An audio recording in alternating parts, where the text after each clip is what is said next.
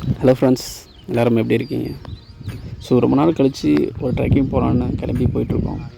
So இந்த சம்மரில் பார்த்திங்கன்னா நம்ம ஏரியாவில் நொங்கு கிடைக்கும், அப்புறம் சப்பாத்தி கிளிப்பழம், ஈச்சம்பழம்லாம் கிடைக்கும். அந்த மலை மேலே பார்த்திங்கன்னா இந்த மாதிரி ஏரியாவில் ஈச்சம்பழம் நிறைய கிடைக்கும், சப்பாத்தி கிளிப்பழம் நிறைய கிடைக்கும். ஸோ அதை தேடி தான் இந்த பயணம். ஸோ வாங்க போய் பயணத்தை கண்டினியூ பண்ணுவோம். ஃப்ரெண்ட்ஸ், நாங்கள் இப்போ வந்திருக்கு பார்த்திங்கன்னா மே மந்த் செகண்ட் வீக்கில் வந்திருக்கோம். ஸோ இதுதான் கரெக்டான சீசன் பார்த்திங்கன்னா இந்த மாதிரி பழங்கள் கிடைக்கிறது. ஸோ நாங்கள் கத்தி எடுத்து வர மறந்துட்டோம். ஸோ ஏன்னா இது ஃபுல்லாக முள்ளாக இருக்குன்னா இதெல்லாம் க்ளீன் பண்ணி தான் எடுக்கிற மாதிரி இருக்கும். ஸோ வாங்க பார்ப்போம் நம்மளோட லக்கு எப்படி இருக்குன்ட்டு. ஸோ இது வரைக்கும் ஒரு 4 செடி பக்கமே பார்த்துட்டேங்க. பெருசாக எதுவும் பழங்கள் கிடைக்கல. ஃபுல்லாக கொஞ்சம் தேங்காய் அந்த ஸ்டேஜில் தான் இருக்குது. சரி வாங்க நம்ம பார்ப்போம் எந்த அளவுக்கு கிடைக்குதுன்ட்டு. ஆனால் இந்த செடியில் பார்த்தப்போ எனக்கு 2-3 பழங்கள் கிடைச்சிது. பட் ஆனால் அதிகமாக எங்களுக்கு கிடைக்கல. ஃபுல்லாக தேங்காய் ஸ்டேஜில் தான் இருக்குது. சரி வாங்க தொடர்ந்து பயணத்தை கண்டினியூ பண்ணுவோம். ஃப்ரெண்ட்ஸ், எங்களோட ஏமாற்றம் தொடர்கிறது. ஸோ இது வரைக்கும் எங்களுக்கு பெருசாக எதுவும் கிடைக்கல. இது 1-2 பழம் தான் கிடச்சிட்ருக்கு. ஏன்னா எப்பவுமே இந்த ஈச்சம் பழங்கிறது இந்த சீசனில் தான் கரெக்டாக கிடைக்கும். ஸோ அதுவும் செடியிலே இருந்து பறித்து சாப்பிட்டா அவ்வளோ டேஸ்ட்டாக இருக்குங்க. ஸோ இந்த செடியிலையும் பார்த்திங்கன்னா எனக்கு 1-2 பழம் தான் கிடச்சிட்ருக்கு.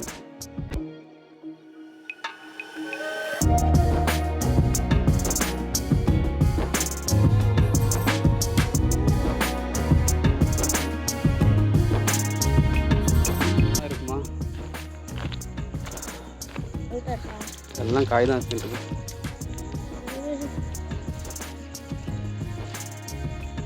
ஸோ இந்த மலை எங்கே இருக்குன்னா சேலம் மாவட்டம் அண்ட் கள்ளக்குறிச்சியில் இருக்க இந்த கல்வாய் மலைத்தொடரில் ஒரு பகுதி தான் இந்த பகுதி.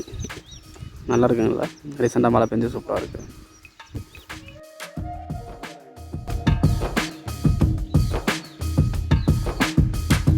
ஃப்ரெண்ட்ஸ், இது என்ன பழம்னு தெரிஞ்சால் கமெண்ட் பண்ணுங்கள். ஆனால் இது சாப்பிடக்கூடாதுன்னு மட்டும் தெரியும்.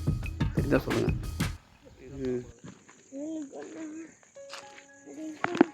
நம்மளுக்கு இன்றைக்கி லக்கு இருக்குமா? கிடைக்குமா கிடைக்காதா? இங்கே பாரு, இங்கே தான் சூப்பராக இருக்குது. சூப்பரான ஒரு இடத்த பார்த்தாச்சு. ஃபுல்லாக காயாக இருக்குது.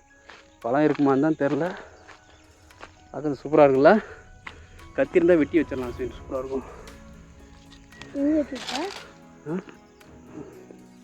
ஃபுல்லாக சூப்பராக இருக்குது பார்க்குறதுக்கு. வீட்டில் போய் ஒடிச்சு வச்சாலும் ஒரு 2-3 நாளாக பழுத்துக்கும். ஆனால் இதிலே பறித்து சாப்பிட்டா தான் நல்லா டேஸ்ட்டாகவும் இருக்கும். சரி, நம்மளோட லக்கு இன்றைக்கி எந்த அளவுக்கு இருக்குதுன்னு பார்ப்போம்.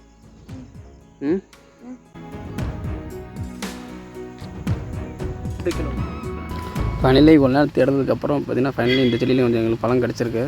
ஆனால் ஃபுல்லாக கொஞ்சம் மொசலாக இரும்பாகவும் இருக்குது. பார்த்து தான் பறிக்கணும். கொஞ்சம் அதெல்லாம் சுற்றிலும் வேறு முள்ளாக வேறு இருக்கும். ஸோ செடியெல்லாம் கொஞ்சம் விலக்கி விட்டு பொறுமையாக தான் பறிக்கணும். தெரியுதா? அந்த கருப்பாக இருக்கிறது தான் பழம். இது ஆல்ரெடி டேஸ்ட் பண்ண உங்களுக்கு தெரியும் அந்த டேஸ்ட் எப்போ இருக்குன்ட்டு.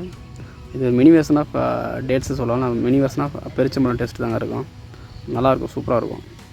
உங்கள் ஏரியாவில் இந்த மாதிரி கிடச்சா ட்ரை பண்ணி பாருங்கள். டேஸ்ட் அவ்வளோ சூப்பராக இருக்கும். அப்படியே பொறுமையாக கொஞ்சம் பறிச்சுட்டு அதிகமாக கிடைக்கல. ஒரு 20 பழம் 30 பழம் அந்த மாதிரி கிடச்சிருக்கு.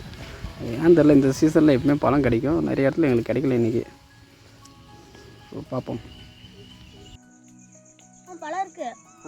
1-2 பழம் இருக்குது. இதில் நிறைய பழம் இருக்குது. கொஞ்சம் காஞ்ச மாதிரி இருக்குது.